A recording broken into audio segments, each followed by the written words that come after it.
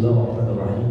Assalamualaikum warahmatullahi wabarakatuh. Waalaikumsalam warahmatullahi wabarakatuh. Alhamdulillah wahda sadaqa wa'ada wa nasara 'abda wa 'azza jalla wa hazama al-ahzaba wahda. Allahumma salli wa sallim wa barik ala nabiyyina wa maulana Muhammad wa alihi.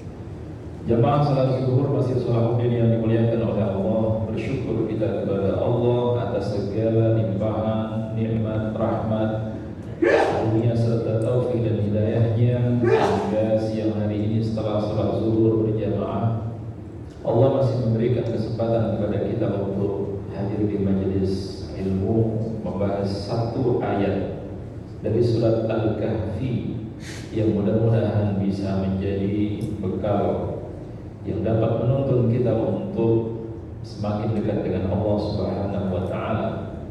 Sebagaimana siang hari ini kita lanjutkan kajian tafsir surat Al-Kahfi ayat ke-89 dan 90, terutama ayat ke-90.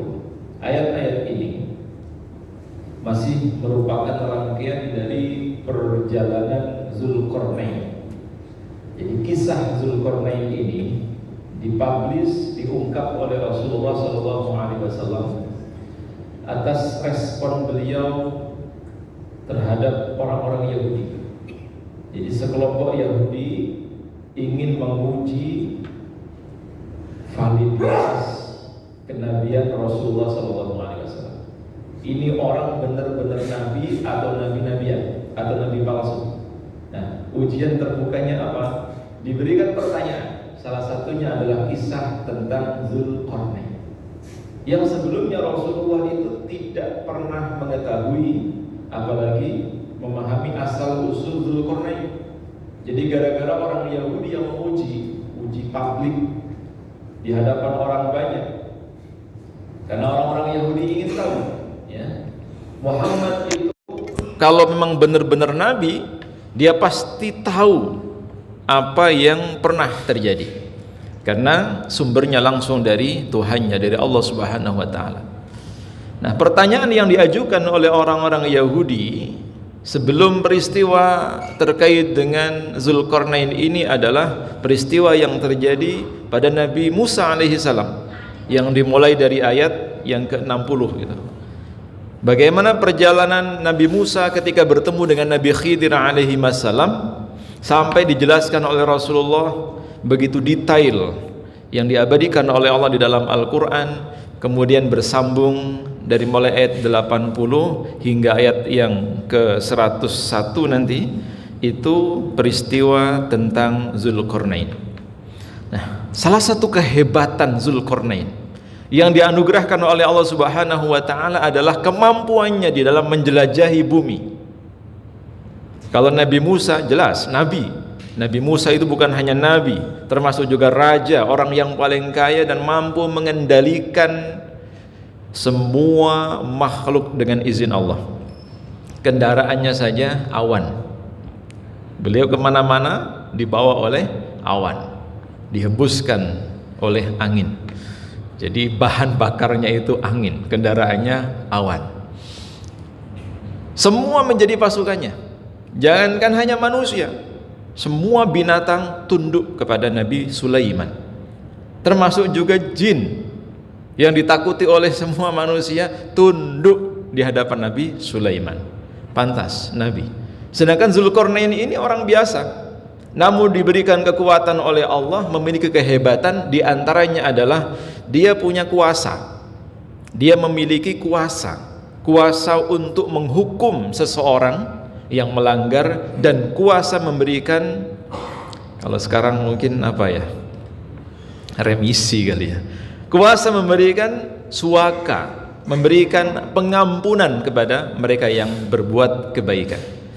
Nah, itu dilakukan oleh Zulkarnain ketika beliau berada di ufuk barat. Perjalanannya itu dimulai dari barat, di negeri matahari terbenam. Wallahu alam di mana itu, di Maroko dan sekitarnya atau di mana, pokoknya di negeri matahari terbenam. Kemudian perjalanan itu dilanjutkan ke negeri tempat terbitnya matahari. Tsumma atba'a sababa. Kata Allah kemudian, Zulkarnain kami berikan akses, kami berikan jalan, kami berikan kuasa. Pokoknya mau apa saja dipersilahkan.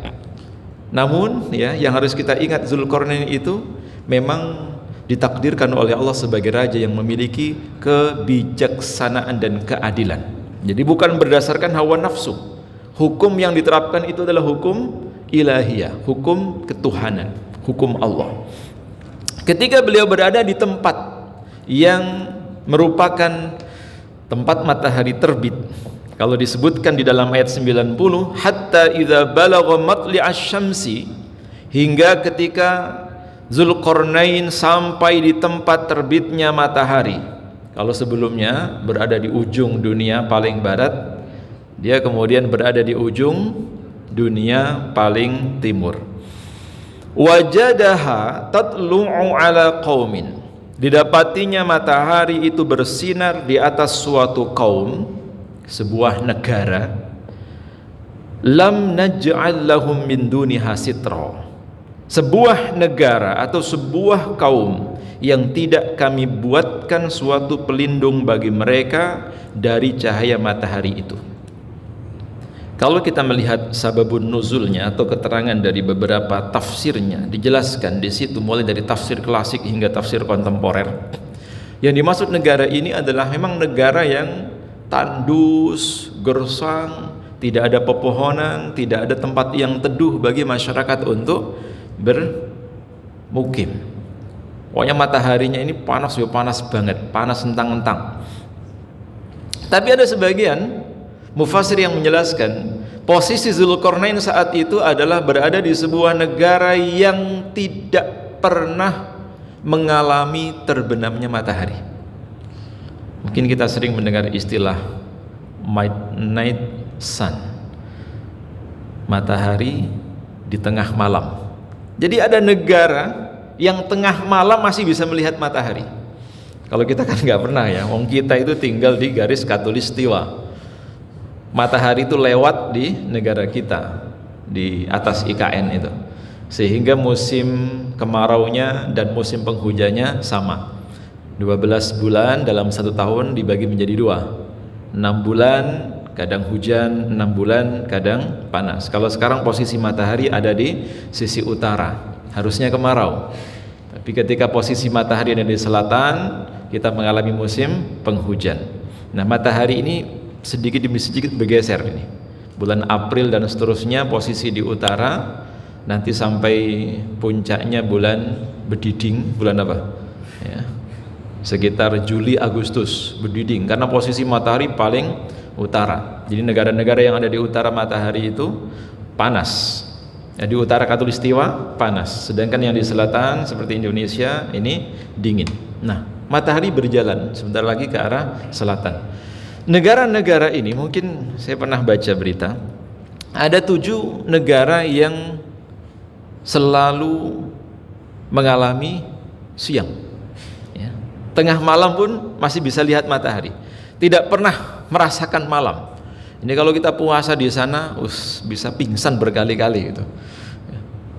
Karena memang siang selama-lamanya, 24 jam itu masih bisa melihat matahari. Atau kalau matahari terbenam hanya beberapa jam, hanya beberapa menit saja. Di antaranya ya di Alaska, ada seorang teman yang tinggal di sana menceritakan bagaimana dia berpuasa di Alaska. Selain Alaska ya pokoknya 7 negara ini, Greenland atau Islandia dan sekitarnya. Ketika musim panas atau posisi matahari berada di utara, negara-negara ini adalah negara yang mengalami masa siang yang lebih lama, sehingga tidak melihat terbenamnya matahari. Kenapa bisa seperti itu? Salah satu faktornya adalah mereka berada di negara yang sangat dekat berada di matahari, maksudnya ya di sumbu bumi yang paling utara ya, dekat Antartika sana itu.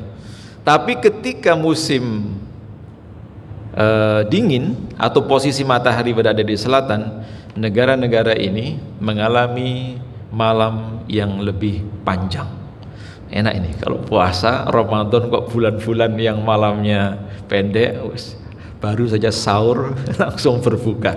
Ya. Sholatnya bagaimana? Nah ini pertanyaan penting. Kalau kita kan jelas, subuh jam berapa, zuhur jam berapa, sampai isya jam berapa. Kalau negara-negara ini, waktu sholatnya dikonversi, tergantung posisi matahari. Karena waktu sholat itu mengikuti posisi matahari. Sedangkan kalau puasa, Ramadan, Lebaran itu posisi hilal, posisi bulan. Nah, waktu sholat karena mengikuti posisi matahari sehingga berubah-ubah. Ketika posisi matahari berada di ujung selatan atau memasuki musim dingin, negara-negara ini paling lama malamnya. Bahkan bisa saja tidak pernah melihat matahari. Matahari tidak pernah muncul ya, di benua Antartika dan sekitarnya. Sampai ada sebuah negara kecil yang berada di ujung ya, utara bumi dekat dengan kutub utara. Negara ini sama sekali tidak pernah melihat matahari ketika musim dingin. Kayak begitu keluar rumah, bahkan di dalam rumah itu seolah-olah berada di dalam freezer. Bukan mesin kulkas tapi freezer. Saking dinginnya. Kalau kita tidak bisa bertahan ya pasti beku. Tapi manusia itu diciptakan oleh Allah memiliki kemampuan menyesuaikan diri, beradaptasi. Nah, Zulkarnain itu berdasarkan ayat ini berarti waktu itu beliau berada di sana sekitar musim panas. Kenapa? Karena tidak melihat terbenamnya matahari. Hanya panas siang begitu seterusnya. Apa misi yang dilakukan oleh Zulkarnain? Di dalam ayat itu dikatakan, "Kadzalika wa qad ahatna bima ladaihi khubra." Tidak ditampakkan di sini ya, ayat 91. Kadzalik, demikianlah. Wa qad ahatna bima ladaihi khubra, dan sesungguhnya kami mengetahui segala sesuatu yang ada pada dirinya, Zulkarnain. Allah menghendaki Zulkarnain itu mampu menjelajah segala penjuru dari ufuk timur hingga ufuk barat. Misinya hanya satu. Untuk apa? Berdakwah. Berdakwah. Dia mengenalkan agama Tuhannya sampai pada akhirnya dari perjalanan arah timur menuju arah barat atau kembali, nanti Zulkarnain itu akan bertemu dengan suatu kaum yang mengabarkan tentang sisi buruk atau kejahatan yang dilakukan oleh Ya'juj dan Ma'juj. Siapa Ya'juj dan Ma'juj dan bagaimana sepak terjangnya, itu akan kita bahas pertemuan yang akan datang. Tapi yang jelas, informasi itu didapatkan oleh Zulkarnain setelah beliau bertemu dengan beberapa kaum, sehingga beliau memiliki kebijaksanaan yang luar biasa. Maka tidak salah, kebijaksanaan, kedewasaan itu dihasilkan salah satunya karena banyaknya kita berinteraksi sosial dengan orang banyak. Kalau kita nggak pernah kemana-mana, circle kita hanya itu saja, ya mungkin kita akan beranggapan bahwa ini yang paling hebat, paling benar, paling sip, sedangkan yang lain mungkin salah. Tapi kalau kita berinteraksi dengan orang banyak, paham karakternya, paham situasinya, budaya dan seterusnya, kita memiliki kekayaan intelektual, bahkan juga kita bisa mengetahui bahwa masing-masing itu memiliki peradaban yang berbeda-beda, budaya yang berbeda-beda, sehingga di situ kita saling menghargai dan tidak mudah menyalahkan. Nah, Zulkarnain itu pada saat berada di tempat tersebut, disebutkan di dalam tafsir Al-Wahidi, beliau mengatakan, ay ahatna bima indahu minal khabri wal asbabul azimati wa 'allamna ma'hu haitsuma tawajjahu wa sara. Allah Subhanahu wa taala setiap langkah yang ditempuh oleh Zulkarnain selalu memberikan bimbingan. Jadi apa yang dilakukan oleh Zulkarnain itu bukan berdasarkan nalar, kemudian pemikiran atau apalagi hawa nafsu, melainkan berdasarkan bimbingan Allah Subhanahu wa taala. Kalau dalam konteks saat ini, siapapun kita ketika menjalani kehidupan yang fana ini harus berlandaskan, harus berdasarkan apa yang sudah dipedomankan oleh Allah Subhanahu wa taala di dalam Al-Qur'an. Karena itu adalah pedoman yang mampu mengantarkan kita untuk bisa menggapai jalan yang benar dan keridhaan Allah Subhanahu wa taala. Secuil kisah Dzulqarnain ini mudah-mudahan menyadarkan kita bahwa kekuasaan apapun harus dikembalikan kepada Allah Subhanahu wa taala. Dan tentunya tidak ada kekuasaan yang abadi. Sehebat, sekuat, sedahsyat apapun kemampuan yang dimiliki oleh Dzulqarnain, ada batasannya, ada masanya. Kalau dalam ayat yang lain Allah mengatakan wa tilkal amsal nudawiluha bainan nas. Setiap kedikdayaan, setiap kehebatan yang dimiliki oleh negara-negara itu dipergilirkan oleh Allah dari satu negara ke negara yang lain. Mungkin sekarang kita menganggap bahwa ada negara adidaya, negara superpower, negara paling kuat di Amerika. Bisa saja ada masanya. Bisa disebabkan karena faktor-faktor tertentu yang menjadi penyebab runtuhnya kekuasaan itu, kemudian diganti dengan yang lain. Yang jelas tidak ada satupun baik secara individu maupun kolektif sebuah negara yang kekuatannya abadi selama-lamanya. Dari mulai zaman misalnya Majapahit sampai sekarang nggak ada. Semua silih berganti. Dulu sebelum ada Indonesia dikenal dengan Nusantara, ya, dengan Mahapatih Gajah Mada, kerajaan Majapahit. Sekarang mana? Kalau kita ke Mojokerto, ke Jawa Timur, sudah nggak ada itu. Sudah tinggal bekas-bekas arkeolog yang mungkin bisa saja tidak terawat, atau masih banyak yang terbenam di dalam bumi, tertimbun tanah. Sisa-sisa peninggalannya hanya sebatas candi, kemudian juga area yang sangat sempit. Padahal konon dulu ini adalah kerajaan yang menguasai Nusantara, bahkan juga termasuk Malaya dan seterusnya. Tidak ada kekuasaan yang abadi. Negara manapun juga sama. Semua itu akan silih berganti. Dan memang Allah Subhanahu wa taala yang memberikan serta mencabutnya kembali. Namun ada sebab-sebab, ada faktor-faktor yang mempengaruhi. Nah, sebab-sebab dan faktor-faktor itu berdasarkan kepantasan. Mampukah Indonesia kembali menjadi negara besar? Kalau pertanyaannya seperti itu, ya simpel jawabannya, mampu. Apa faktornya? Banyak, ya. Di antaranya adalah bonus demografi. Indonesia itu punya jumlah penduduk yang sangat banyak.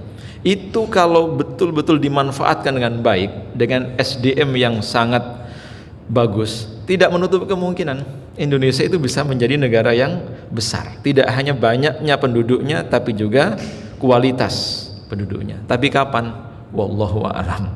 Nah, selama kita mendapatkan kepantasan itu, maka tidak menutup kemungkinan kekuatan itu dikembalikan oleh Allah, dan semua akan dipergilirkan, semua akan dipergantikan. Sebelum Amerika kita kenal Uni Soviet. Mungkin setelah Amerika ya geser lagi lah ke Asia, Cina mungkin. Nah, Indonesia kapan? Wallahu a'lam. Yang penting dari kisah Dzulqarnain ini kita belajar, sehebat apapun kekuatan dan kekuasaan seseorang, semua ada masanya, semua ada batasan-batasannya. Apabila syarat dan juga unsur-unsur itu terpenuhi, kekuasaan itu berlangsung. Tapi apabila syarat dan unsur-unsur itu tidak terpenuhi, maka kekuasaan itu juga dipergilirkan. Begitu seterusnya. Kita tinggal menunggu giliran. Tapi menunggu gilirannya bukan berpangku tangan. Kapan Indonesia menjadi negara besar? Minimal negara maju dulu lah. Ya, ketika kita sudah memantaskan diri untuk sama seperti negara-negara yang maju seperti sekarang. Kapan ya, wallahu alam. Yang jelas jangan pesimis ya. Kita harus tetap optimis. Minimal 2000 berapa? 4 45, kurang 20 tahun kas ya. Mudah-mudahan Allah panjangkan umur kita sehingga kita bisa melihat Indonesia maju menjadi superpower atau menjadi negara yang dikdaya dengan SDA serta SDM-nya. Amin ya rabbal alamin. Mudah-mudahan Allah ijabah doa kita. Insyaallah kita lanjutkan pekan depan tentang kisah Ya'juj dan Ma'juj. Kita akhiri dengan doa kafaratul majlis. Subhanakallahumma wa bihamdika asyhadu an la ilaha illa anta astaghfiruka wa atubu ilaik. Billahi taufiq wal hidayah. Assalamualaikum warahmatullahi wabarakatuh.